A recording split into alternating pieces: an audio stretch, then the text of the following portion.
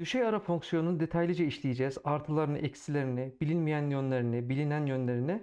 Temel bilgisinde düşey ara nasıl çalışır? Kafe örneğinden örnek vermek istiyorum. Bir kafeye gittiniz. Kafede sıcak içecekler ve soğuk içecekler olduğunu görüyoruz. Bir sipariş vermek istediğimizde ne yaparız? Sıcak içecekler tablosuna karar verdik. Mesela yeşil çay içmek istiyoruz ve orta boy içeceğiz. Birinci adımda yeşil çay satırını buluruz ve aşağıdan yukarı doğru indikten sonra yatay olarak ilerler ve orta boyun fiyatına bakarız. Deriz ki tamam, ben yeşil çay içmek istiyorum diye 8 rakamını gördükten sonra işte fiyatı oluyor burası. Buna göre karar verirsiniz. Düşey ara aynen böyle çalışıyor arkadaşlar. Bu tablonun aynısını Excel haline yeşil çay ve 8'i görüyorsunuz. Şimdi formül olarak yazmaya kalkarsak düşey ara parantez içinde yeşil çay B3 ile E14 arası demiş. Nereden başlıyorum? Buradan başlıyor, B3 hücresinden E14'e kadar. Tabloyu seçeceğiz. Düşey ara aradığım şey nedir? Yeşil çay. B3 ile E14 arasında derken ilk kolonda bu yeşil çayı arıyor. O yüzden bu alanda seçiyoruz. Şuradaki 3 ismi kolon numarası 1,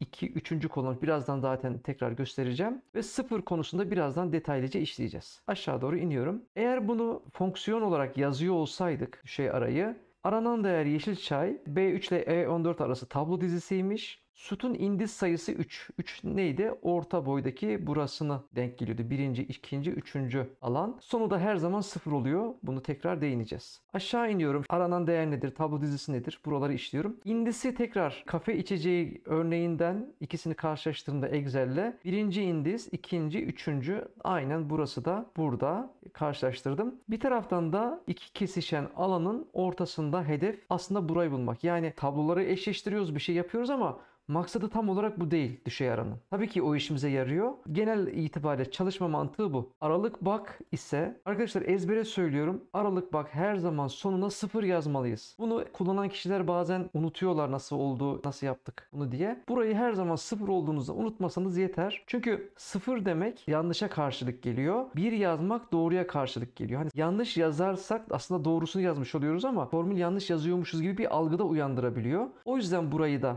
genelde 0 yazın diyorum. Peki 1 nedir? Doğru olursa ne demek oluyor? 1 yazdığımızda ise şu oluyor. Mesela yeşil çay değil de yeşil Nescafe olduğunu varsayalım. Yeşil çay yok. Burada yeşil Nescafe yazıyor. Aradığım değer ise yeşil çay. 1 yazarsam buraya ya da doğru yazarsam yok demiyor hiçbir zaman. Benzeşen değeri yeşil Nescafe de buna benziyor diye o değeri size veri olarak var diye gösteriyor. Ama iş hayatında birebir eşleşme, hani yeşil çay arıyorsak yeşil çayı, yeşil Nescafe'yi istemeyiz iş hayatı için söylüyorum. Genelde böyle kimyasal işte yaklaşık değerler olan hesaplamalarda kullanılır ama iş hayatında hiçbir zaman bu kullanılmaz. Birebir eşleşmesi durumunda da bazı handikaplar ortaya çıkıyor. Onları da bir sonraki konumuzda işleyeceğiz. Gelin bir örnekle bunu tamamlayalım. Elimizde düşey ara tablosu var. İller var, alan kodları var. Veri doğrulamada yaptım. Mesela seçeceğim, alan kodunu verecek bana. Yani şuradan Adıyaman diyeceğim. Tıpkı o kafe örneğindeki gibi buraya alan kodunu yazacak. 416'yı verecek. Eşittir diyorum. Düşey ara, taba bastım.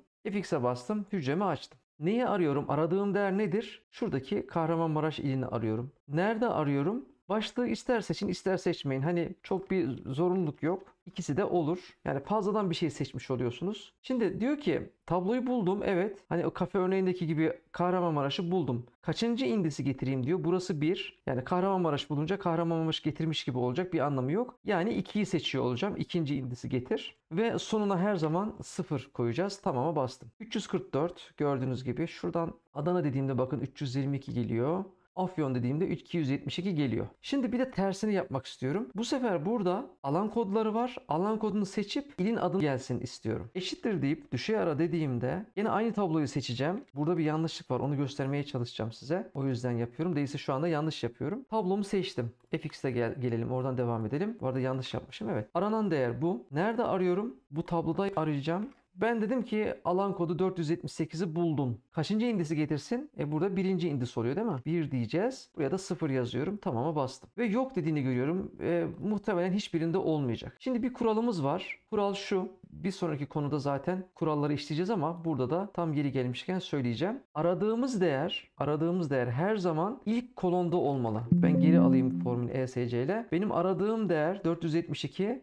Seçtiğim tabloda ilk kolonda olmalıymış. Böyle bir şart var. Maalesef düşey ara yazılmayan kurallar var. O yüzden de unutulabiliyor. Akılda kalmıyor. Mesela ben burada 472'yi bu kolonda arıyor ve bulamadığı için bana alan kodunu getiremiyor. Dolayısıyla ne yapacağız? Aradığım değeri eğer ilk kolon değilse bunu buraya taşıyacağız. Tıpkı şurada yaptığım gibi. Formülümüzü burayı siliyorum ve bu tabloyu seçiyorum. Tamam dediğimde şimdi bir eksik daha var. Neydi? Birinci indisi getir. Yani tablom burası. Bulursan birinci indisi getir dediğim için alan kodunu bulup alan kodunu getiriyor. Bunu da 2 demem gerekiyor. Tamam dediğimde Ağrı 322 diyelim, Adana'yı buldu. Buradan 416 Adıyaman gibi bulduğunu görüyoruz. Kurallarımızın bir tanesi neydi? Tabloda aradığım değer her zaman ilk kolonda olmalıydı. Bunu unutmayalım.